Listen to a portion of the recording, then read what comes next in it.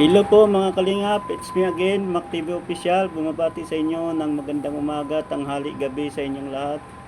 Saan mang dako tayo ng mundo naroon, sana po ay ligtas po tayong lahat. Bibigay po tayo ng reaksyon patungkol sa upload ni Kuya Brooks, kung saan ni-interview niya si Kuya Jilo, na makikita natin doon kung ano talaga yung mga estado ng EDC, kung ano yung totoong nangyayari sa EDC. Pero bago po ang lahat ng yan, ako po ay nagpaalala na wag po natin kalimutan suportahan ang Kalingap, lalong lalo na po ang founder ng Kalingap na si Kuya Bal Santos Matubang, Ate Igna Vlog at Kalingap Rab, para patuloy pong lumago ang mga proyekto ng Kalingap.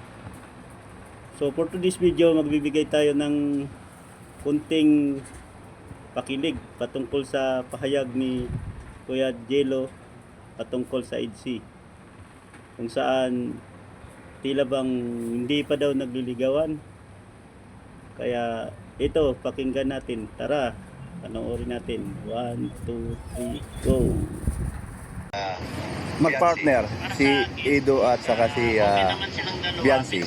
Para sa akin, okay naman silang dalawa. Minsan man, kung meron man silang tampuhan, siguro pagdating siguro, siyempre, may nararamdaman na silang bawat isa. Talaga lang? Wow! So, parang talagang Hindi yan magsisilos guys kung walang naramdaman, no? Totoo talaga yan. Nag-develop na yan. Sa tagal ba naman nabablog eh, no? Kaya totoo itong sinasabi ni Kuya Jilo, na-develop na talaga to. iba yung Saan, ganun ba? Hindi mo maiwasan din yun eh. Ay, iba yun. Iba yung tama doon. Pag naramdaman mo na sisilusan sila, mayroon talaga. May laman ng puso. Awat isa sa kanila. Hindi kaya? Meron talaga eh. Pero tanong kita, kung ikaw ang masusunod o ikaw ang gusto mo ba na maging sila sa totoong buhay? Gusto mo. Bakit sabi mong gusto mo? Kasi sa totoo lang, pagdating sa kabaitan, Nino, para sila. Parehas silang mabait. Tapos kung pagdating naman sa estado ng buhay, Totoo naman yun, no? Talagang bagay naman talaga sila. Stable na sila pareho. Si Eds, maganda na yung kita. Si Biancy, yung pag-aaral na lang talaga ni Biancy yung pag-aabal eh. Kaya pero bagay yung pag-aaral pwede rin magpatuloy kahit mag-asawa na sila eh. wala na akong masabi. Ibig sabihin, Yung future ng mga magiging anak man sila kung sila magkatuluyan, wala na ibig sabihin lang dito pa sa tagal-tagal mong kasama, ilang taon na? Na sila'y naka-airing ang kanilang 2 love team. 2 years. Okay, grabe ano. So madalas nahatid mo sila, tapos yung mga lakaran, kasama sila. So doon mo sila nakikita kung anong meron sa bawat isa sa kanila na naramdaman mo na may gusto sa isa't isa. Uy, grabe talaga. Nagusto talaga yan. Napapansin mo Wow. rin. Kita naman sa galaw eh. Siyempre, kasama ko si Edo. Siyempre, nararamdaman ko yung, siyempre, lalaki ako. Nararamdaman ko yung nararamdaman niya. Pero si Do, tanong ko lang ano lang naman to ang gagaling lang sa'yo, yung ano lang, si Edo ba, single? Single si Edo. Wow, Single si Edo. single. Saka yung mga haka-haka. Ayun, sige, sabihin mo yung haka-haka. Mga haka-haka nila, yung mga kung ano-ano na ano yun, yung negatibo na iniisip kay Edo. Sa totoo lang, kung meron syota yan, o kung meron man siyang syota na iba, dapat pinikot na yan. Dahil nasa sa O, diba edad yan. guys, malinaw. Single po si Kalingap Ido. Sa mga baser dyan, single, malinaw. Saka totoo yung sinasabi ni Kuya Jilo. Kung may syuta yan, pinikot na yan. Kasi madedevelop kay Biancy yan eh. Ikaw ba naman syuta, papayag ka na ganyan? Pipikutin na yan. Na yan. Oo nga, no? Diba? So, bukod doon kay doon sa very simple, very humble. Minsan nga, halos ayaw magsalita eh. Oo. Di ba? Oo. Ganun ang kanyang ugali niya. Tahimik siya, pero tahimik. huwag mo lang, ano yun, yung Madahin din. Kasi Siyempre. iba rin yan kapag magalit. Iba din yun, nakita ko rin yung galing niya. Mabait sa mabait. Mabait sa mabait. So, sa tingin mo, siya ay nabighani o nagkagusto kay Biancy? Yan Sa mga una tanong. dati, dahil para sa akin lang, sa aking opinion dati, nung unang-una pa lang sila, siyempre, may kabataan pa si Biancy. Biancy, okay. Sa una pa lang niya magaling, siyempre, sa isip niya, lagim-lag hanggang sa siguro, nahulog na rin. Nadidevelop na lang, no? Ay, galing. Pati, sa totoo lang, develop talaga yan. sabi mo nga, gusto mo na maging sila at magkatuluyan. Parang gano'n lang yun eh. Sa akin naman, yung si Dodong, Gulok Malalag, at saka si Rizal, nung pa man, gusto ko na sila magkatuluyan. Hanggang ngayon, sila pa rin. So masaya naman ako na sila pa rin. Sana nga, huwag sila magkakaproblema o magkahiwalay. So ngayon, yung dito naman kay sa parokte ni Ido at saka ni Biancy, gusto ko rin sila alam bakit. Tama nga sinabi mo na, parehong mabait. At saka maganda din si si Biancy, matangkad, di ba? Oo. Pero sa tingin mo ba, si Biancy ganun din? Gusto rin niya si Ido? Oo, kasi noon pa lang naman crush na niya si Edo. Ay, hala, bakit mo wala? Sinabi sa'yo? Kasi sinabi niya talaga ng totoo noong Ay, noong unang galing talaga ito. Ang galing ng aking maritisan ito.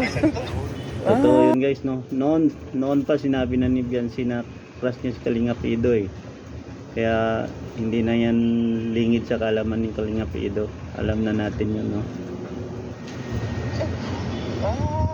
Talaga. nalaman namin na crush niya talaga si Edo. So, mabigat ito pati ha.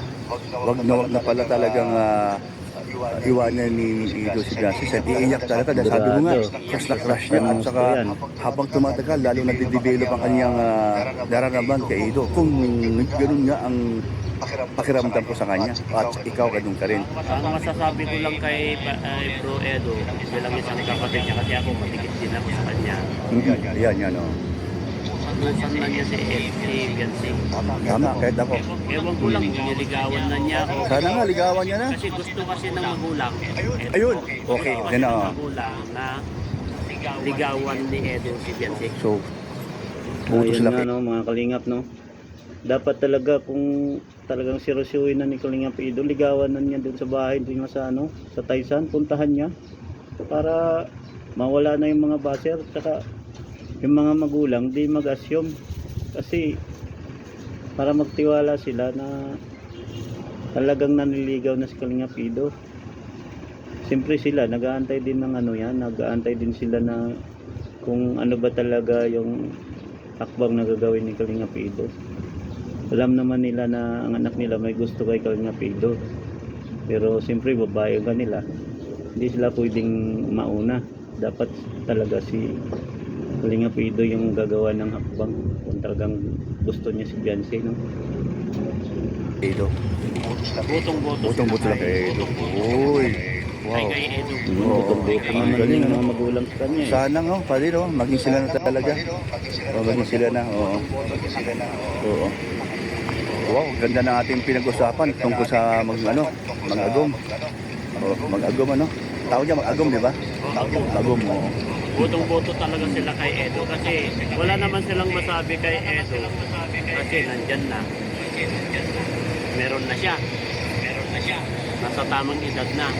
Ilan taon na ba si Ido? 20? 29. 20 ay, 29 na ba yun? Ano yun? Alam mo Hindi na pala yun. Alam mo yung age doesn't matter eh. Ay, oo. Yung edad ko kaysa misis ko, parang ganun lang. Baby face kasi si Kalingap Ido eh, no? Parang di halatang 29 na. Parang tinitingnan mo, parang nasa 24, 25 lang eh. Ganun din. Ilan taon na ba si Biancy? 18. Ay, napakaswerte ni Ido.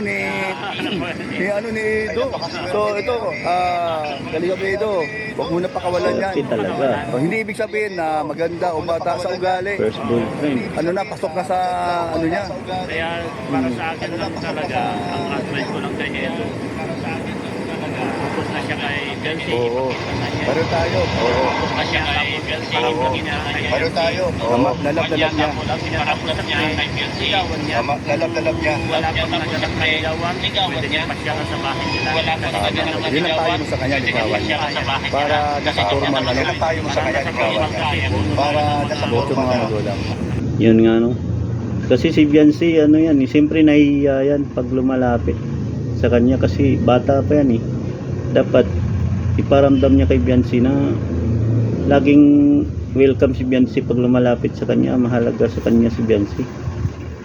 Paparamdam niya na lagi niyang gustong kasama si Biancy. Siyempre, yung si Biancy, naiilang din paminsan-minsan yan kasi babae siya eh.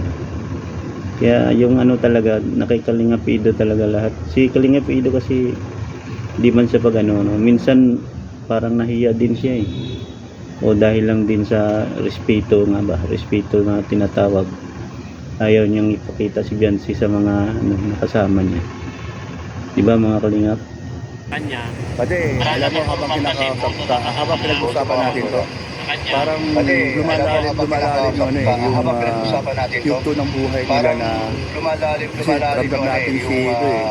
Yugto ng buhay nila na sikreto lang siya kasi pero ramdam natin si ito eh. may Parang may sikreto lang siya lihim pero na isang naramdaman. So yung naramdaman mo, naramdaman ng karamihan at nagmamahal sa So yung sana nga naramdaman mo, katotoo ba din naramdaman ng yung karamihan yung sinabi at nagmamahal sa hindi sila Mahal ni Ido yan si Biancy. ligawan eh. Kaso lang, umiiwas lang kasi sa masira siya. Hindi pa niya naligawan. Hindi pa niya niligawan. Pero Iba kasi sa vlog, alam mo naman. Pero sa totoong buhay, kasi sa vlog, kailangan niya ligawan. Hindi pa pero sa totoong buhay, Tama ka kailangan dyan. niya ligawan. Tama ka dyan. Yun din yung kung hindi pa niya niligawan. So ano man nasabi mo ngayon sa mga Yan nga mga kalingap, no? Lagi kasi niya sinasabi, panoorin na sa vlog. Iba kasi yung sa vlog eh. Pag sa vlog kasi pwedeng sabihin ng mga basher dyan, mga ma-issue dyan na vlog lang yan. Ano lang yan, scripted yan. Pero kung personal niya tagang ligawan yan, punta niya sa bahay yan, yun, wala nang masabi mga magulang dyan. Masasabi talaga ng magulang na tapat siya sa naramdaman niya kay Biancy. Saka masasabi talaga ni Biancy na mahal siya ni Kalinga Pido. Diba? tama ka dyan. Yun din yung iniintay ng mga Oh, galing. So ano masasabi mo ngayon sa mga headset fanatics, yung mga nagmamahal sa kanya, ay marami yan, no? So ano ang maging headset fanatics, yung mga nagmamahal sa kanya? ano marami ang yan, message no? mo sa kanila? So ano Ganun na lang. maging sabi ko lang po sa kanila, mapapayo? Ano ang message mo sa kanila? Ganun na lang. Sabi ko lahat sa kanila, bigyan lang po tayo. Tama, tama. Private sila kasi live nila. Sa kanila na lang po sa Tama. bilang isang supporters ng live nila. Sa kanila na lang po yan. Bilang isang supporters masaya lang po tayo kung ano yung malabas na mga doon lang po tayo. Maging masaya lang po tayo kung ano yung malabas na Tama naman. sa mga personal na buhay nila. Sa kanila na kasi pero pagdating sa mga Tama ka, Pati, patient lang buhay nila. Sa kanila na bawat side. Tama ka pati. Patient lang, wag tiwala lang po tayo sa bawat side. Ayan. No? Tulad ng sabi ni Kuya Gilo, tiwala lang tayo. Ang EDSI, nagmamahalan yan, kaso lang mayroon silang mga priorities na sarili. Si Biancy sa pag-aaral, si Kalinga Pido sa kanyang mga tinutulungan. Totoong mahal niya si Biancy, kaso lang sabi nga niya, hindi niya vlog yan, kaya hindi niya pwedeng isama sa mga vlog niya. Pero ramdam na naman natin na mahalaga si Biancy kay Kalinga Pido. Kaya magtiwala lang tayo, privacy nga ba, di ba? Sa bahala na sila sa private life nila, sa live life nila. Ang abangan na lang natin yung mga vlog na lang sa EDSI, kung anong napanood natin, maging masaya na tayo. Di ba mga kalingap? O, sana po nasiyahan kayo sa vlog natin ngayon. Kung sino mang hindi pa nakasubscribe yan sa channel ko, Mac TV Official, pasubscribe na lang po. Dito na lang muna po. Maraming salamat po. God bless.